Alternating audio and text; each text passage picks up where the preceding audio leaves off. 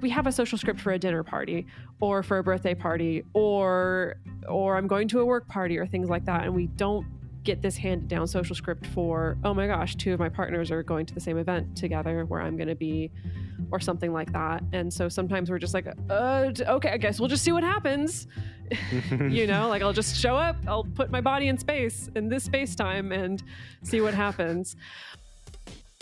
Welcome to the Multiamory podcast. I'm Jase. I'm Emily. And I'm Dedeker. We believe in looking to the future of relationships, not maintaining the status quo of the past. So whether you're monogamous, polyamorous, swinging, casually dating, or if you just do relationships differently, we see you and we're here for you.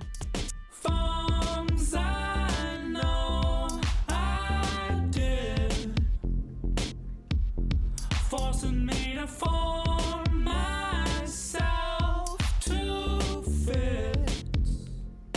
On this episode of the Multiamory podcast, we're talking about how to navigate multiple partners in the same space-time, in the same Continuum.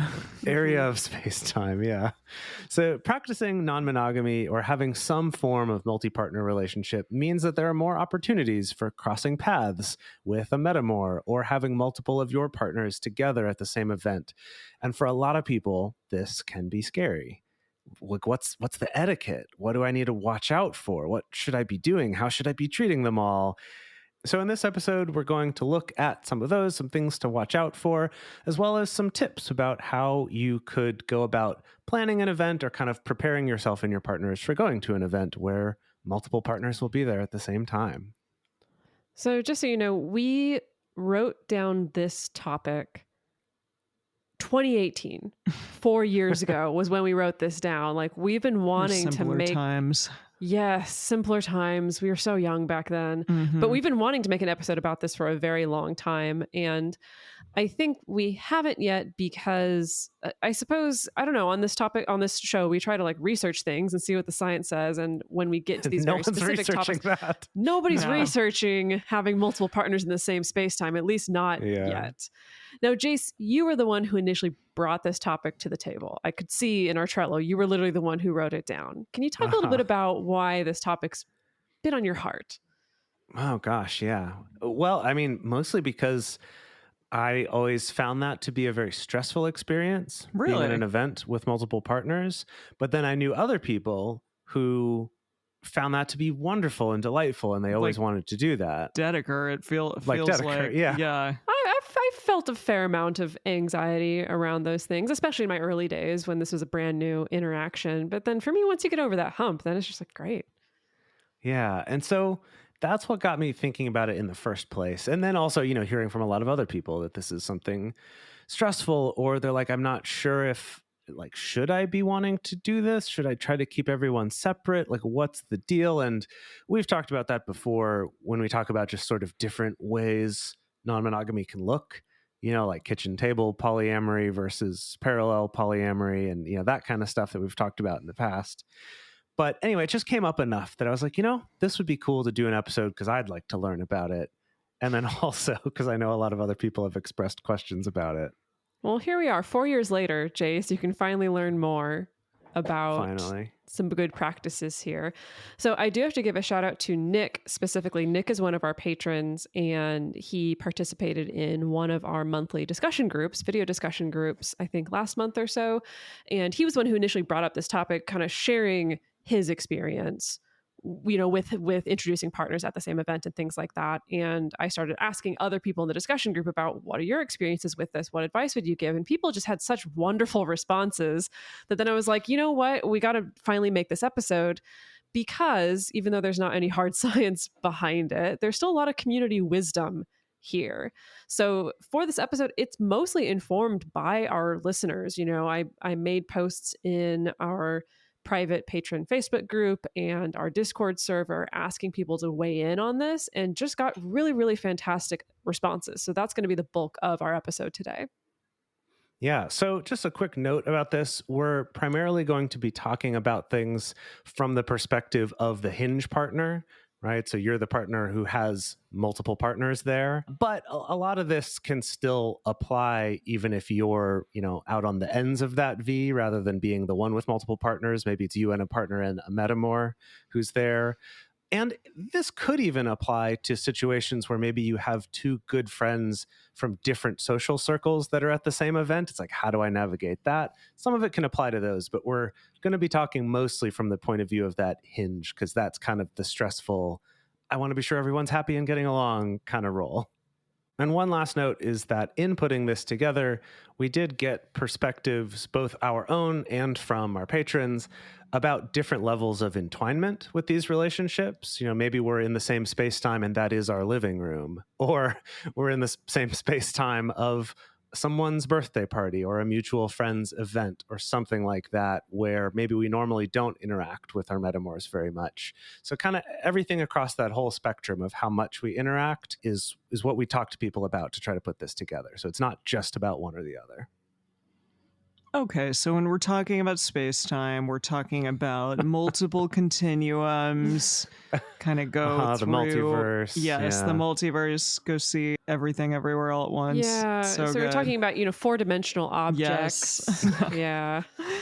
No, okay. What are some examples of the types of spaces and times that people might be together in multi-partner relationships? So we can talk about things like group events, and that can mean birthday parties, garden party you put on here. That's hysterical. I'm like, maybe if we're a very, very highfalutin British person, then yes, garden parties, work events, board game nights, munches, mixers, play parties, the list goes on. And truly each of these different experiences can feel very separate and different and have, different things that you have to be thinking about when you're in the midst of them. If you're at a play party versus, maybe a cocktail hour, those are probably going to have multiple things that, you'll have to deal with and think about that are going to be very separate. And some of those events may also be on your list of, I never want to be in the same room with a metamor at this particular type of event. Oh, interesting. So these are not, this is not an all-inclusive list. Yes. Also things like official meet and greets, which may be like introducing two partners to each other or meeting one another for the first time. Also, that makes me think of, meeting parents for the first time or something along those lines. Yeah, it's the polyamory version of meeting the parents. It's like meeting my other partner. Yeah, exactly. Meeting my other partner and meeting the metamors. And also there are potential times where unofficial or accidental meet and greets might happen, like running into each other at the same event or crossing paths in and out. Maybe a parallel polyamory slip up happening. I know, Dedeker and I both have stories, but early on in my polyamorous journey, I kicked Jase out because this dude that I wanted to sleep with, it was like in town for like one night. So I was like, Jase, go over to Dedeker's house. But and he was not familiar with polyamory much at all. And he was like, I don't want to see Jase. I don't want to meet him. But then it ended up happening. And you two met and shook hands. Well, it's because I had to come back to the house because I forgot something. Yes, and he was there. I was like, "Hey, good to meet you." And Jase shook his hand or whatever and grabbed my stuff and then left. And then he was like, "That was so normal." And I said, "Yeah, it's gonna be all right. Calm down."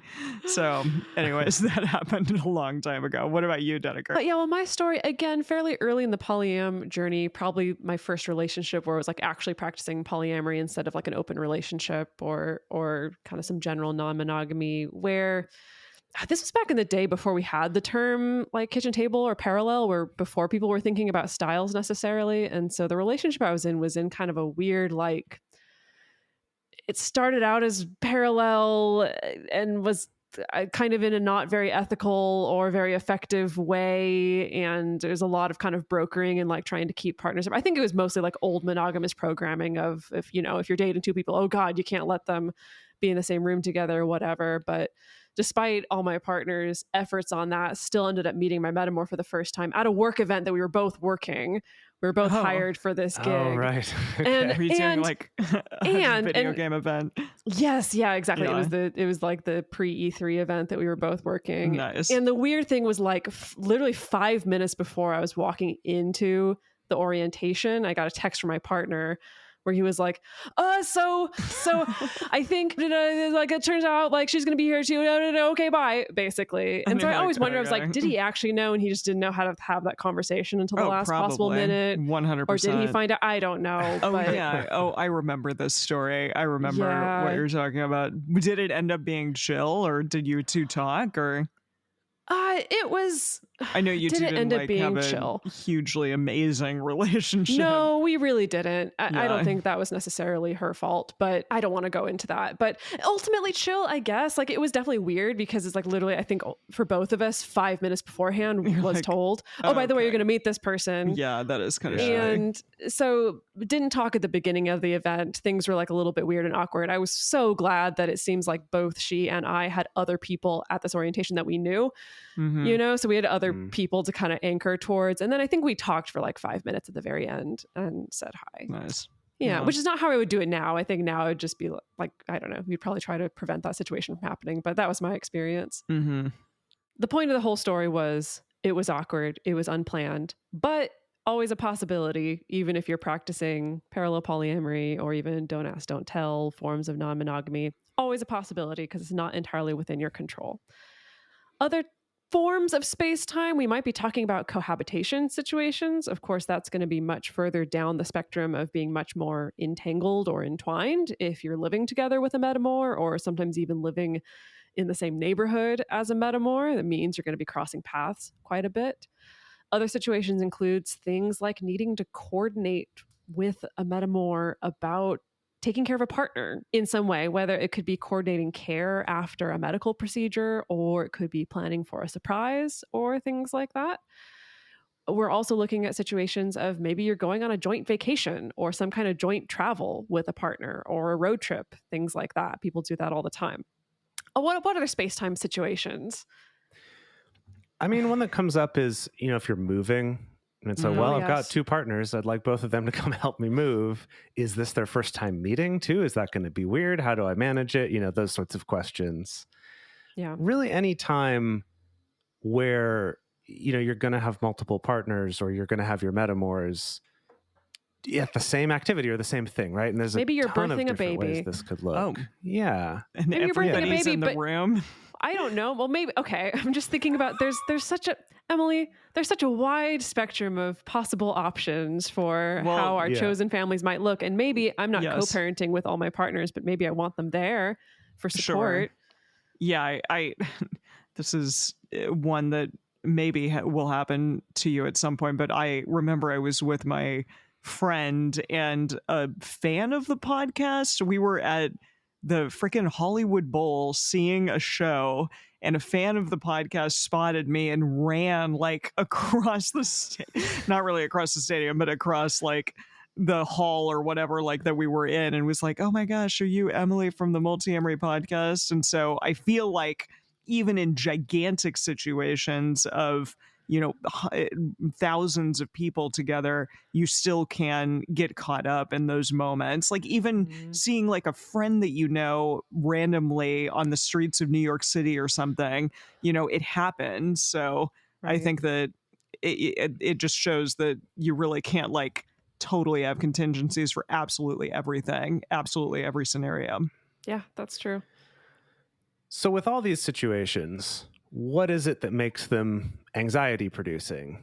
And it's that it's something new, right? It's this new interaction, and there's a lot of worries that go along with that. So just to kind of clarify with those situations we talked about, if you and your partners and metamors and everyone are all, you know, living together day in, day out, like birthing babies together and stuff like that, like Dedeker was talking about, that we're not really talking about that situation here because, you know, you're constantly in contact and there's other things to think about and negotiate. This is more for those situations where this is not just a normal part, or maybe this is the first time you're having this type of interaction. That's just to give a little perspective of, you know, this is kind of more if this is new or if this is a little bit uncomfortable. Some things you might be worried about. One example is just worrying, will my metamors, or rather, will my partners get along with each other? You know, will they get along with their metamors? You know, I really want them to get along. I want them to like each other so that we can all hang out together more often. There can often be a lot of kind of, what's the word, like emotional pressure that you put on yourself to have all your metamors get along and be able to do more stuff together. Sometimes there's that feeling of, if I'm doing polyamory right, it means we should be doing stuff all together as a group, which, just for those of you who couldn't tell from my tone of voice, like, that's not true. That's not the only right way to do polyamory. There's lots of different ways. I know we kind of made that assumption early on when Dedeker and I were both dating the same people. And so the four of us always hung out together. That included the two of you. But yes, but that the other person in that scenario, the fourth person, I think eventually felt like that wasn't something that he wanted to be a part of, and it caused a huge amount of tension. And so, yeah, that automatic assumption, I think our show is all about that. Just no assumptions ever. You've got to communicate. Yeah, you have to communicate about everything, even that, because there are assumptions there that, oh, well, we're all dating, or, you know, most of us are dating, and so we might as well just all be together. And that's not necessarily what is going to, you know, people are going to want to do. Yeah. Another example that one of our patrons gave is that juggling needs of different people might be very different from each other, or might be like uncomfortably similar to each other. You know, so some examples of that could be maybe someone who needs a lot of, you know, help from their partner in social contexts, maybe for, you know, anxiety or just sort of fear or awkwardness or something like that. Maybe another person, you know, another partner feels really uncomfortable seeing any public displays of affection with other people, or even doing it themselves, or another one who needs to have that public display of affection, and so that they feel seen and like they're part of a relationship with you. Those could have some conflict with each other. Maybe someone who doesn't feel keen to be restricted in any way on their behavior, and another one doesn't like to see displays of affection, right? There's all sorts of different potentially competing, potentially cooperative needs that might be going on. And then to add to that, that there might be some high stakes to these. Maybe one relationship is new and just getting more serious. Maybe one is a somewhat newly opened relationship, maybe within the last year or two, that these can result in all these needs and desires being heightened, right? That everything's just turned up to 11. Yeah. And then something that somebody else in the patron group pointed out, that there can also be a situation where if you're navigating having like a long distance partner who's in town and they're at the same event as maybe another partner of yours who's kind of more proximal, that can make things feel a little bit different and produce some more anxiety, because it's like, oh, well, like normally I would kind of hang out with both of these partners equally, but now my long distance partner is in town. And so I feel the need that I need to monopolize all my affection and attention and time with them while they're here. But my partner, who I don't act this way around in public, is, you know, like there can just be a lot of different competing needs, essentially, that can cause some stress. Mm-hmm. Definitely. This next one, I think, happens when you get in a situation like a wedding, for instance, where a bunch of different people come together that are parts of like different social circles that you're in. So different microcultures potentially clashing with one another. You may have like a different type of rapport with one partner than you have with another.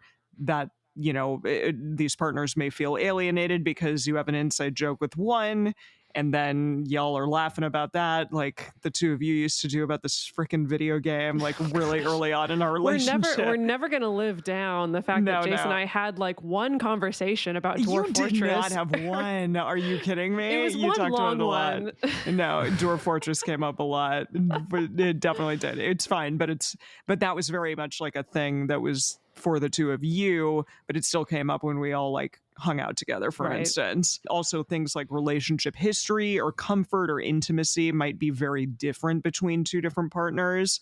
And another thing is that there may be a different level of outness, and that can cause a lot of complications. For instance, if one partner can't be out, if, you know, they're 100% closeted for a variety of reasons, and then a different partner is super out, that's really challenging as well. And if you go to a work event or, you know, a family event with multiple partners, and maybe the relationship isn't really open knowledge, people don't know about it necessarily, even though, you're there with multiple people, and what do you introduce? One is your friend and one is your partner. Like, these are really complicated situations to be getting into.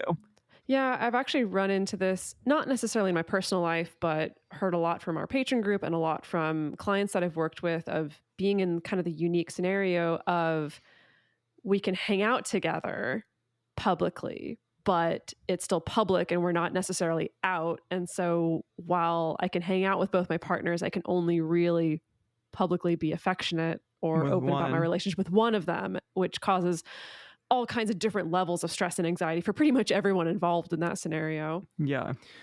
Yeah. And I'd say another dynamic to add to this in terms of those microcultures is perhaps with one partner, you have some kind of a dom-sub relationship that sort of permeates all of your interactions.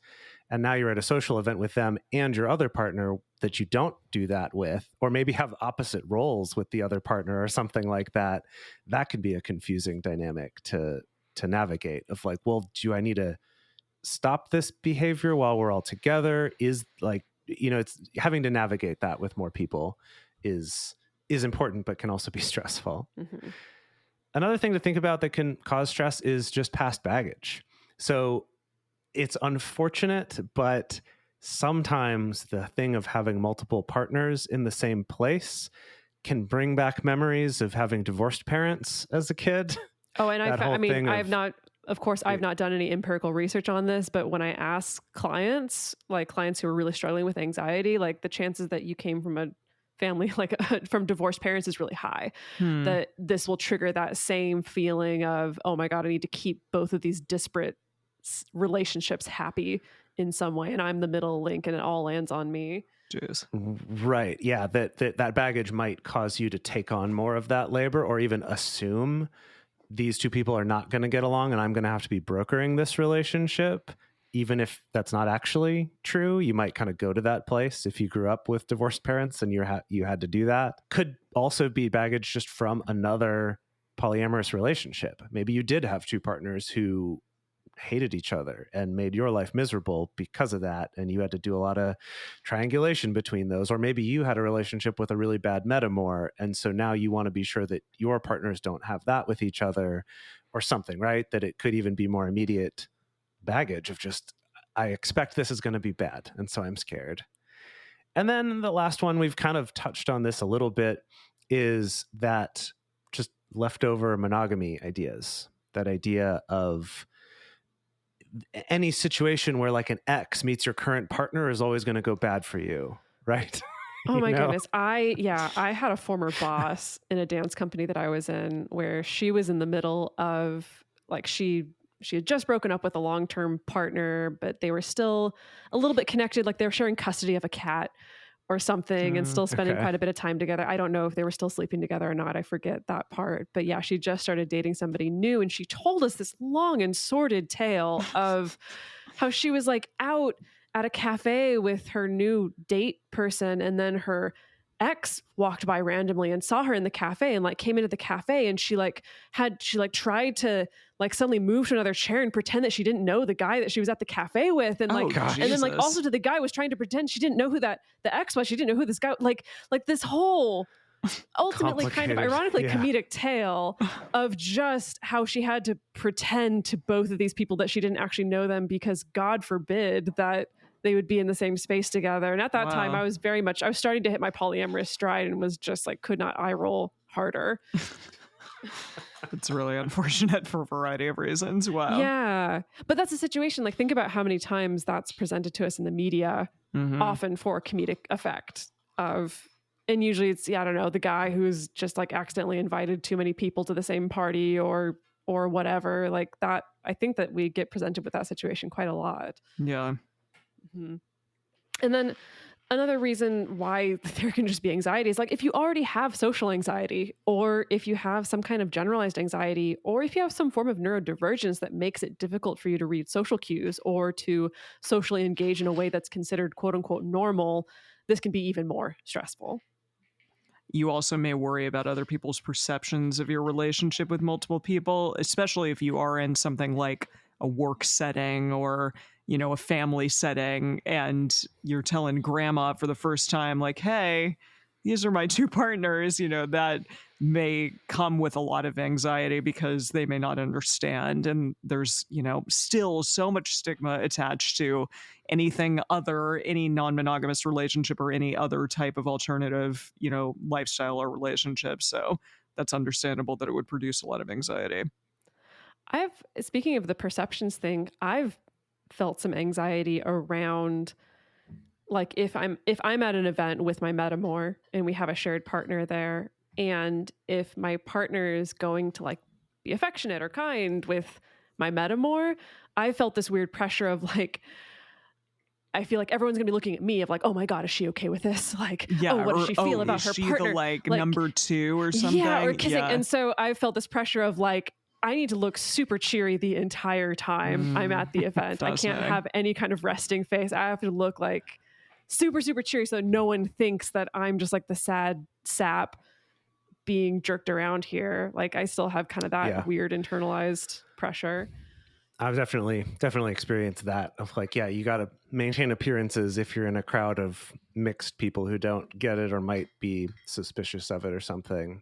Yeah. I found that even not being in the same space time exactly, but like Dedeker is going to go off to have a video call with a different partner while I'm there and like my mom's around, and needing to like be so chill and cool in how I, present that face to my mom so that she's not like, oh, is this weird for you? Is this whatever? And, so it's, there's that. And then to take it to like master level, this is what I do. This is wait, master level anxiety? Yes. Oh, master level worrying, I'll call it that, is worrying about other people being worried about what other people think. Whoa, so like you take it another level deeper, right? Yes, break that down a little bit. Yeah. So then it's not worrying just about me worrying about what other people might think about my relationship, but I'm also worrying about what my partners might be thinking about what other people might be thinking about them because of something that I did or didn't do. Oh, so yeah. You can really, this can really, like you. I was going to say, this sounds very Jase Lindgren. So you can really take it pretty far if you put your mind to it. If you really dedicate yourself. Wow. You can really go places with this one. I would say, I like you putting it that way. I do think you might be a master level worrier. I hope that doesn't come across as a criticism. I mean, I think it is, but it is fair a little. So, I mean, wow. I was trained by the best. I think my mom is also a master level worrier. And so I think that I just, it's a family business. Right. It's been a long apprenticeship up to this point. Like, growing up as a waterbender, it's like, well, yeah, you want to develop that skill and you master it because you're a worry bender. I'm like, wait, you guys haven't seen Avatar? It's okay. We know all about worry bending in this house. Yeah. Mm-hmm. Well, there you are. Okay, we're going to take a break. When we come back from the break, we're going to be talking about common pitfalls, so common mistakes that people make heading into this situation, as well as some advice, wonderful advice from our community for how to navigate this with some grace. But first, you're going to hear about some of the sponsors that help us to keep this show going. Now we're going to talk about some of those pitfalls, some common mistakes. We've probably made all of these at some point, and so have our listeners. And just to start it off is kind of the general catch-all of just the weirdness that worry or anxiety can cause. Mostly just not being able to be relaxed or to be yourself, where it's you're focused so much on being cool and chill that you're anything but cool and chill, right? Yes. I've definitely fallen victim to this many, many times. For sure. So that can manifest in a number of different ways. One of them can be wanting to control or mediate or micromanage the experience in some way, either really getting all up in your partner's business or really trying to make sure that they get along, or really trying to just be super, super granular. And sometimes that can look like trying to control the way your partners interact, or it could also be trying to control and trying to really desperately keep them apart. Right? Because the idea of them hanging out with each other or hanging out in the same room with you can be so anxiety producing that you're just like, no, I can't. I need to keep it hermetically sealed. Or I've also seen this manifest as anytime I have any kind of affection with one partner, I have to go immediately find the other partner to do the same to try to keep things equal. That's one that I've done a lot. Yeah. And it's a bad flat. It can go the opposite way of trying to control and micromanage, and you can completely absolve yourself of any responsibility or labor, or just completely check out. Right. And this is one I've seen a lot also, of just kind of like, I can't even think about how that's going to go. So just y'all figure it out. Y'all, like, I have no responsibility here. I don't need to facilitate anything. It's all on you. And I don't need to take care of you. I don't need to pay attention. Like, I'm just like, whatever. I'm just going to go pay attention to this corner of the garden party. And y'all are on your own. It's really beautiful over here. Right. Or it's like, I'm just going to come here, and to avoid the awkwardness with my existing partners, I'm just going to go here and try to hit on new people. Oh, yes. And I've seen people pull that one. I've seen that move before too. Yeah. Yes. Or the big pitfall, and we'll be talking about this a lot more when we start getting into takeaways and advice, but probably the biggest pitfall is just not talking about this or even thinking about expectations ahead of time. And there can be a couple reasons for this. Often I think this is due to just not having a social script for this situation. So, it's like we have a social script for a dinner party or for a birthday party or I'm going to a work party or things like that. And we don't get this handed down social script for, oh my gosh, 2 of my partners are going to the same event together where I'm going to be, or something like that. And so sometimes we're just like, okay, I guess we'll just see what happens. Like, I'll just show up, I'll put my body in this space time and see what happens. Or sometimes people feel, I think, just a sense of awkwardness or fear about having the conversation at all, for all the various reasons we talked above. Like, there can be just like so much anxiety around it. Like, I don't even know how to talk to you about expectations. I don't know what to do. Maybe for the hinge partner, you feel like you need to be the one who leads the charge and makes all the decisions about how it's going to go, and you just don't even know how it's going to go. So you avoid the conversation. Like, there's a lot of reasons why people avoid talking about this or thinking about this. Another thing that hopefully this episode will help with a little bit is, I think some of that fear can come from, well, I'm worried about this, but that must just be a my problem that I should just deal with, or maybe that's not a valid fear to have, so I shouldn't be thinking about this. Hopefully this episode and hearing about this will let you know, no, these are common worries and probably good things to be thinking about. Ideally not in a worry and anxiety focused way, but in more of a productive, hey, let's talk about this, which again, we'll get into in a moment. So another pitfall is relying too much on alcohol or other substances to chill you out. This is just kind of basic. If you're going to anywhere where paying attention to social dynamics and being aware of your behavior is important, so going to a play party or an orgy or a dating event or a mixer or basically almost anything, is sometimes to self-medicate that fear and anxiety, will drink too much or will take drugs or something like that. And those are pretty much never a good way to handle those situations. So that applies here too.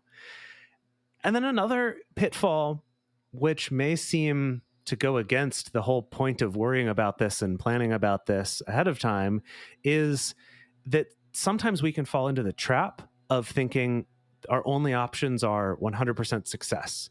Like 100%, my partners all totally get along. They become best friends tonight at this event, right? Or just that they get along 100% and they love each other so much and they're so happy hanging out together. Or no one has any weird feelings, or no one needs any reassurance from me. Like, it's just all smooth sailing the whole time. Right. And then if your thinking is that's the only measure of success, is that, then if anything doesn't go according to that, then it's a total failure, right? It's swinging to those extremes and expecting it to look a particular way going in. I think in early relationships, especially, maybe you are meeting, an established partner for the first time, or your new partner is meeting an established partner for the first time.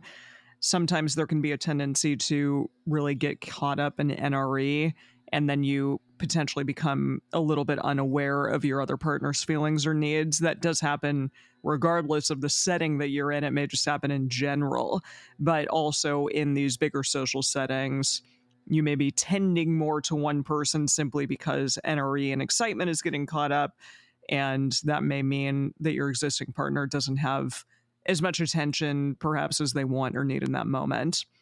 And also, you can focus so much on keeping everyone else happy that you neglect what you need. And that's important too in this whole situation. I mean, ideally, you're getting together and having a social situation to have fun and to enjoy yourself. So maybe you get together at a work function to network, but you also want to be able to show off your partners and enjoy yourself, things like that. I mean, in those scenarios, in any scenario that you're in, take care of yourself. That's super important, because I think that we neglect, especially when anxiety is high, we tend to neglect our own needs in those moments. I often just neglect having any fun. That's kind of my favorite. Oh, move, I see. Is, I just neglect having fun and instead put all my energy into worrying and making sure my partners are doing okay. Yeah. I'm often just like making it worse in the process. Now, to be fair, have not had this experience in a few years now, so maybe I'm great at it now. Maybe I just needed a nice little break to reset. You osmosis, like being better at it. There you go. Yeah, we'll see. So something that a patron of ours brought up is that you may be in a social situation where multiple partners are talking at once, but perhaps one is a bit more gregarious than the others. They are kind of, talking more, being the center of attention, and you get caught up in a conversation with them and neglect the partners that are less talkative a bit. And maybe that less talkative person eventually stops participating in the conversation at all. That's something to be aware of in another challenging moment potentially to happen in situations like this. That's also a good thing just for knowing about your partners, because I think that social anxiety can produce those effects on people as well, where they can suddenly get much more talkativeness, or they can get way less. Any dead air, any dead time in there. Exactly. Yeah. And Jase touched on this before, but a patron of ours called this performative equity.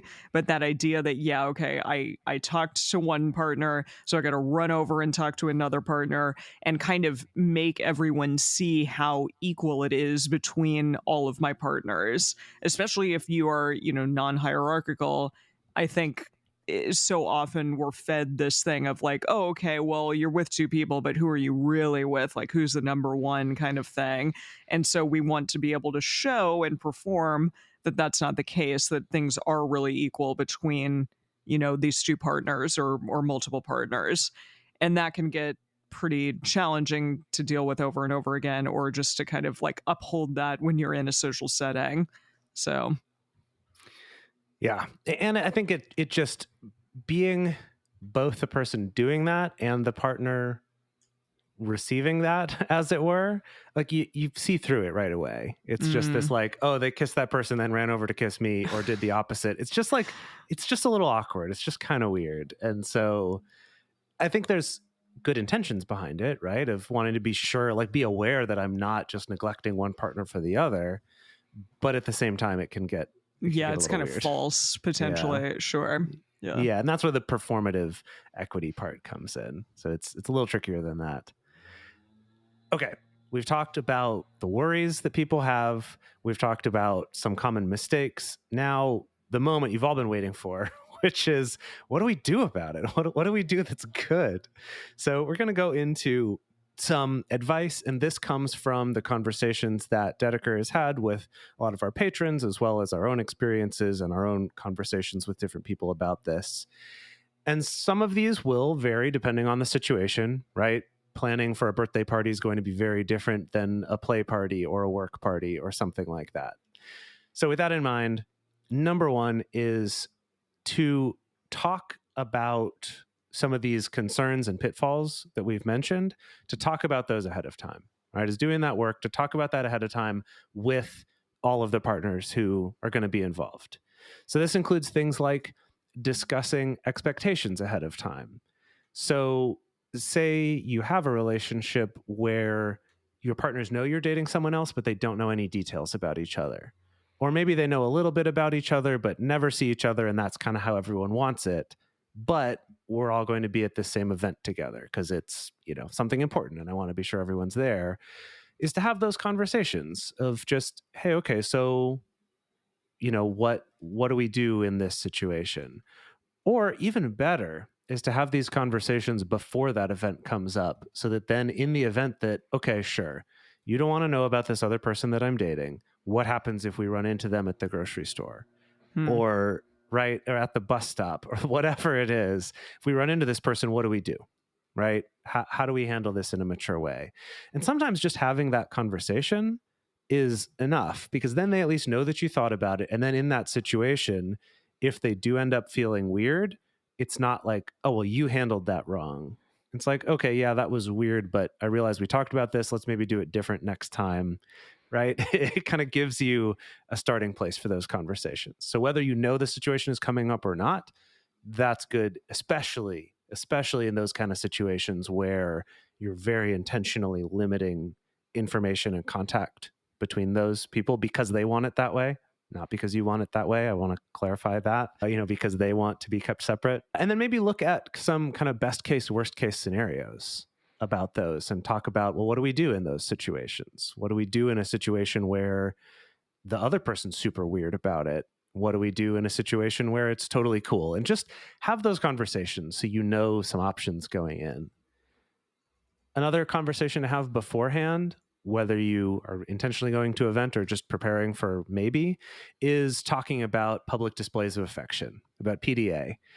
And this is something that I think in general is a good conversation to have with partners, regardless of whether you're monogamous or polyamorous. It's just, hey, how comfortable are you with that? What are your expectations with it?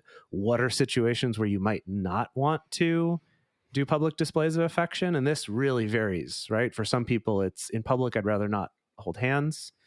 In other people, it's like, oh yeah, I love that, but in public, I don't want to, kiss in public. Or, I'm totally fine with us kissing in public, but if we're with my parents, that feels weird to me, or whatever it is, right? There's a lot of different variations, but just have that conversation. And then thinking about a social event is with multiple partners, then saying, okay, but now in this situation, does that change it? And having those conversations with multiple partners, It's funny. This is bringing up some memories for me. I think that for most of my life, I've gone into these situations kind of assuming I may have to reassure a partner of like, hey, it's okay to be a little bit affectionate to me. Like, that's okay. Or it's okay for you to be like affectionate to your other partner. Like, I'm okay with that. Like, we can talk about that. Like, I've often assumed it's kind of going the coaxing direction of like, hey, it's okay. You don't need to be kind of shut down around public displays of affection. But then I was at an event once where I had multiple partners where one of my partners was like super affectionate. And I don't think in a weird way. Like, it didn't seem like it was coming from a weird, like, insecure place or whatever. If anything, I think he maybe just like drank a little too much. Again, the perils of alcohol was like, so like making me uncomfortable, even if I didn't have other partners there. Was just like, whoa, buddy, like, geez. put him away. Just, hey, calm down. And I really wish we talked about that ahead of time. Yeah. And then another one similar to that is in a verbal way. How do you want to be introduced to people? So this is like if you're going to that work event or some family wedding or something, have the conversation beforehand. If it's like, look, I don't want to make this wedding about me. I want it to be about whoever's wedding it is. So I'm just going to introduce both of you as friends, and like, let's talk about it beforehand so they don't get shocked at the wedding to get introduced as a friend and suddenly feel hurt, right? Or feel like, oh, they introduced me as a friend. Does that mean they're only treating the other partner as a real partner, or whatever it is? Having those conversations ahead of time, and then, gauging your partner's level of outness too. If we are talking to a stranger, right? We go to a coffee shop and the barista asks us how we know each other or something, what's our answer going to be? Just having those conversations ahead of time can go a long way to avoiding some awkwardness and hurt feelings. Well, my answer is, how dare you speak to me? Wow. Gosh. As a person who works in the service industry, yikes. I'm joking. I would never say that to a barista, and I would never say that to you. And I hope thank no one's you. ever said that to you in your line of duty. No, not. I generally don't ask many questions. You don't ask people how they know each other? No, that would be weird. Although people have offered up that information, like, so who do you think are the couples here? And I'm funny. like, oh, okay. Yeah, I'm like, I don't really care, but okay. Okay, right. so you've done some talking about it and you've done some thinking about it for yourself.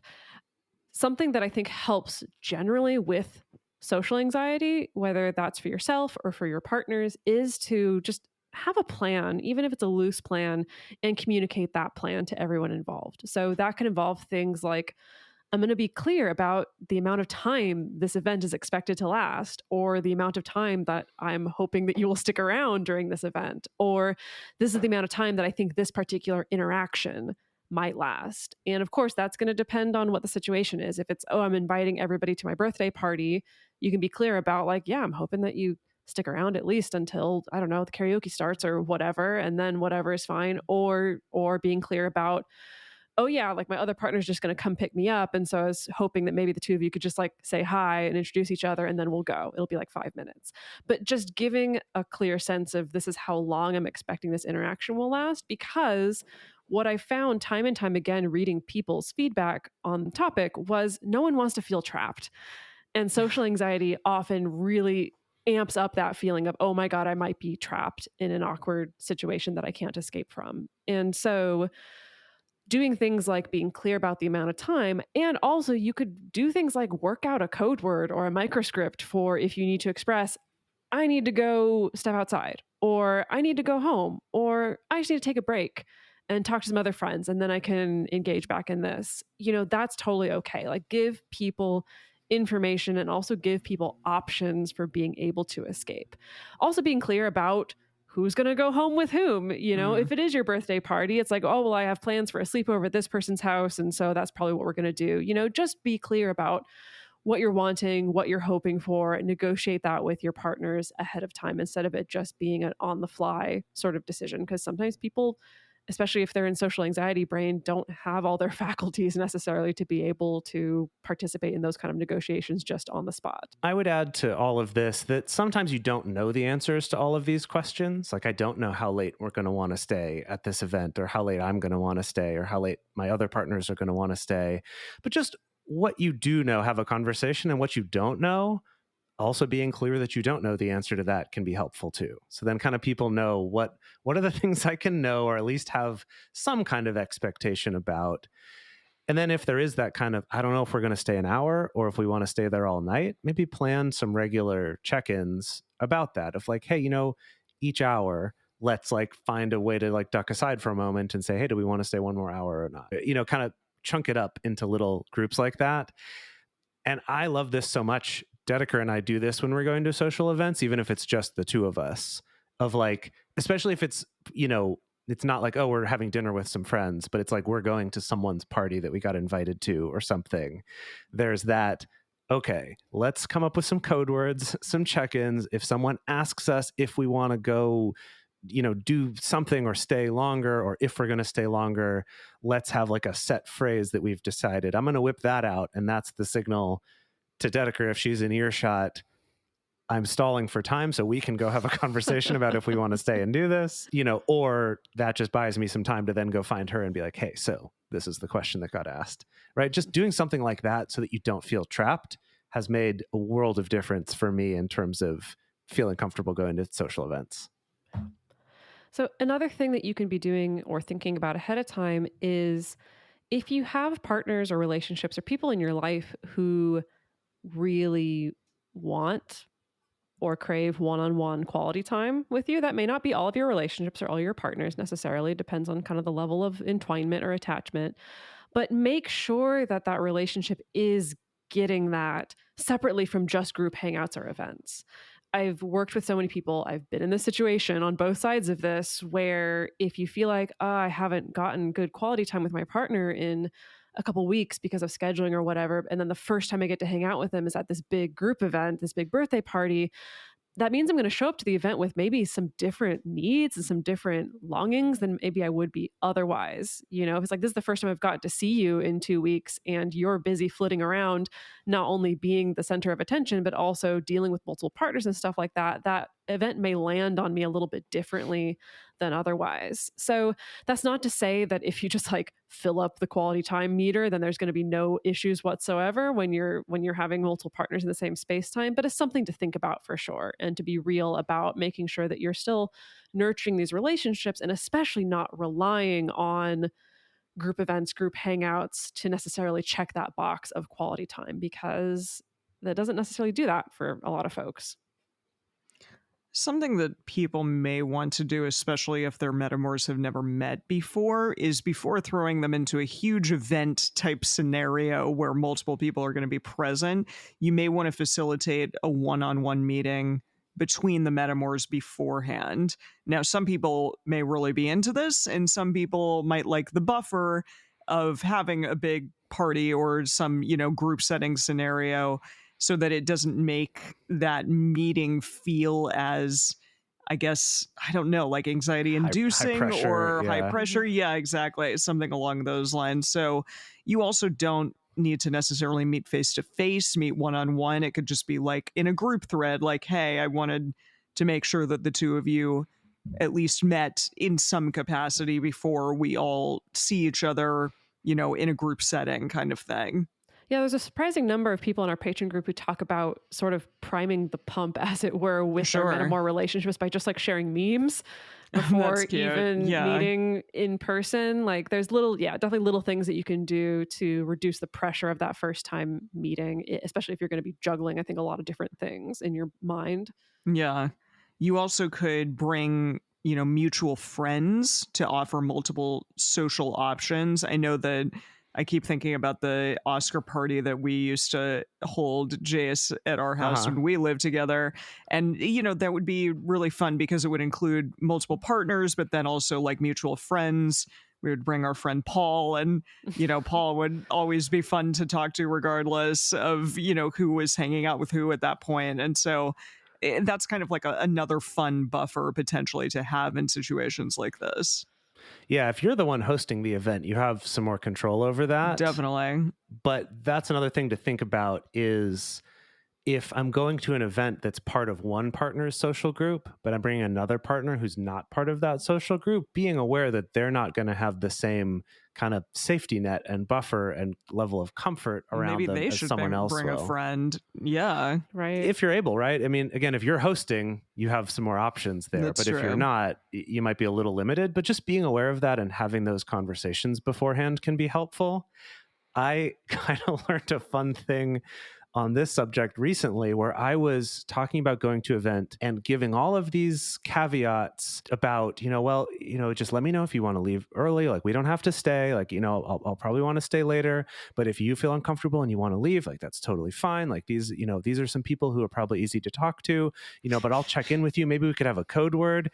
And she was just like, no, I love social situations. I'm good. And I was like, okay, awesome. I was projecting all of my stuff onto you, but you don't have that. That's so having those conversations can help you kind of gauge, what concerns are worth having with different people. That's a really good point. You can check in with each person regularly if you do have multiple partners in a social setting. It's nice to check in. I think, like Jase just pointed out, though, that may be more or less necessary depending on the person. And that's something to perhaps set up beforehand, or just, if a partner is like, yeah, no, I'm good, I'm having a great time, like, you may not need to check in with them as frequently. Whereas if somebody else is clearly struggling, then maybe they're the one who needs a little bit more in that moment.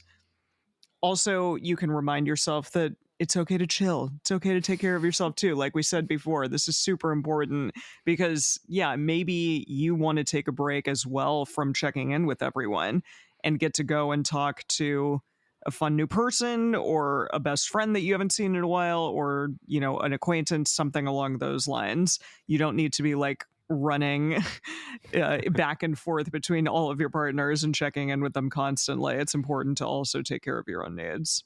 Mm-hmm. And then also at the end of all of this, have a debrief. Check in with people like, hey, how did that go for you? Were there things that you would like more or less of in the future? What parts of this interaction felt good? Were there any parts that felt bad?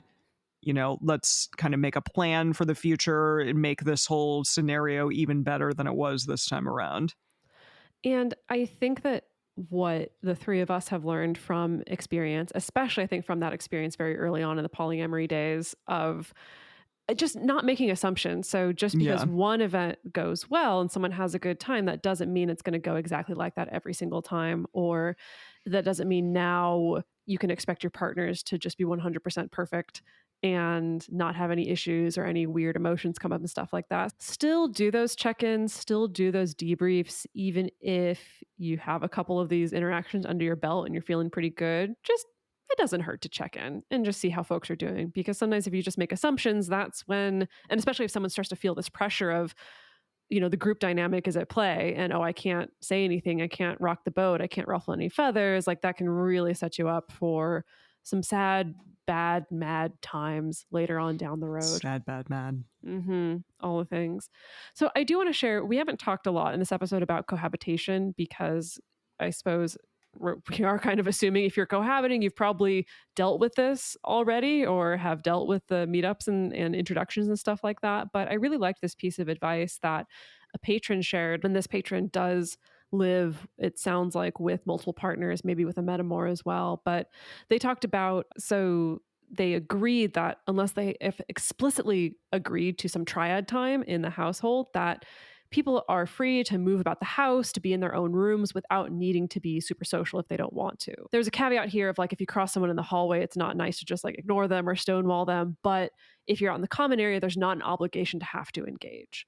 And they really encouraged essentially more of an opt-in model to social engagement. So like, if there's going to be kind of an organic hang, we kind of text people or let people know like, hey, is it actually cool to hang out, instead of just assuming. And I think that just goes back to what we were iterating earlier of like, no one wants to feel trapped, and so if you can create a situation where people feel like they are free to opt into social engagement instead of it being the default that they have to opt out from or extract themselves from, you're probably going to set yourself up for more success. And ultimately, the note that I want to end this on is that a neutral experience is still a win. It doesn't have to be a perfect experience. It doesn't have to end with both of your partners absolutely loving each other, becoming best friends, or having just a wonderful, fantastic time at your birthday party.